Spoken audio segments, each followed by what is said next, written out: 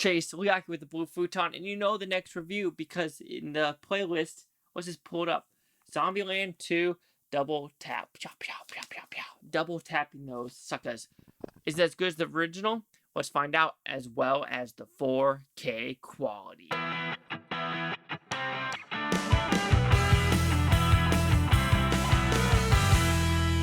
So Zombieland 2, let's look at the 4K and audio quality first. Overall, it's another good transfer. Just like the first one, it's a good transfer, nothing great, but this one is a little bit better because, the cameras, from 2000 and probably 7 and 8 when they filmed it to 2017, 18 when they filmed this one has changed and improved drastically. So the transfer looks a lot smoother, a lot crispier. Brightness of the movie, the colors pop a little bit more than the first one. The audio is great as well, especially with the monster truck scene and everything like that. But overall, Zombieland 2 Double Tap, the 4K quality is better than the first one. So now let's go into the actual movie. This one, 10 years after the original, pops into it. Instead of in California doing the theme park, now they're at the White House, because why not go to the house of all of America, which is the White House? Unfortunately, same tropes ensue from the first one as people run away, and the new characters also as well. So did I like this movie?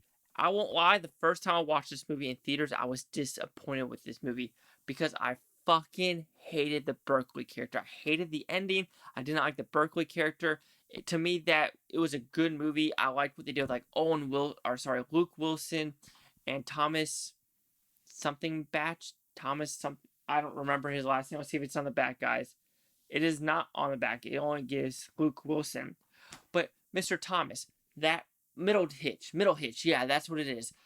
Their character's amazing. Rosario Dawson character amazing with the whole Elvis Graceland subplot. Absolutely loved it. I love that part with the blue suede shoes and that whole battle sequence in that area. Loved it.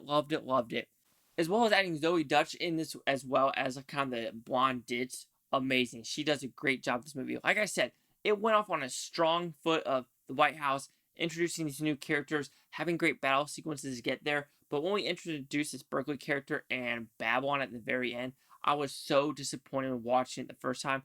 The second time, it actually grew on me a little bit more because I watched the special features, and the whole Berkeley character isn't supposed to be like that at all. And the whole, Babylon, I think it is a tongue-in-cheek of like, social justice is going to kill these zombies.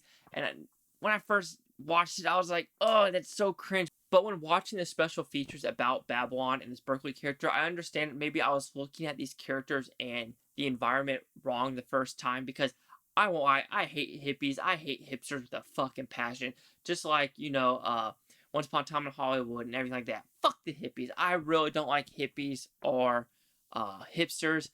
They're in a whole different world that is not reality, in my opinion. And that's why I didn't like Babylon, because it's like, oh yeah, all the zombies out there that kill people, we'll beat them with love. It's like, are you that stupid in real life? Yeah, they actually are, and they kind of poke fun of that. So while you're re-watching this movie a second time, I enjoyed that aspect of it a little bit more. But other than those two faults, I enjoyed the movie as a whole with introducing the new characters, what they decided to do with Graceland, what they decided to do with everything else in this movie about having new surprises, the doppelgangers, and adding everything. And I'll just say one thing also when watching the special features, when Emma Stone's like, I hate guns in real life, but I look cool. You could tell that's one of those people that has no idea what guns actually are, control with them, and having bodyguards around her have guns and not her. So I kind of hate that part of people in California. Well, not all people in California. They don't understand. Let's put it that way. They don't understand. Law-abiding citizens follow the law. But overall, Zombieland 2 Double Tap is a great movie. It still holds up. I still think the first one's a little bit better because I still do not like how it ended at all. The ending to me just felt rushed. Like the monster truck part, awesome. Just when you get in Babylon, So anyway, Zombieland 2 DoubleTap will receive a 3.5 out of 5 with Futons because that's 70%. So see the critics' new scores gave this one. So this one is a 69% with the critic with 251, and the audience score an 88%. Pretty on par with the first one with over 10,000. Here's critic consensus. Zombieland DoubleTap makes for a lack of fresh brains with an enjoyable reunion that recaptures the spirit of the original and adds a few fun twists. Sorry. I have to agree with that because few fun twists, bringing the original cast back, I think it's fun. They're like, we want to make another one in the next 10 years. Nah, make it 5 years because you don't know what's going to happen with like Bill Murray. Hint, hint, he comes back for Garfield 3 and Woody Harrelson. So you don't know what's going to happen with these characters. So maybe 10 years is like, oh, what if someone dies in real life? That would be a real bummer.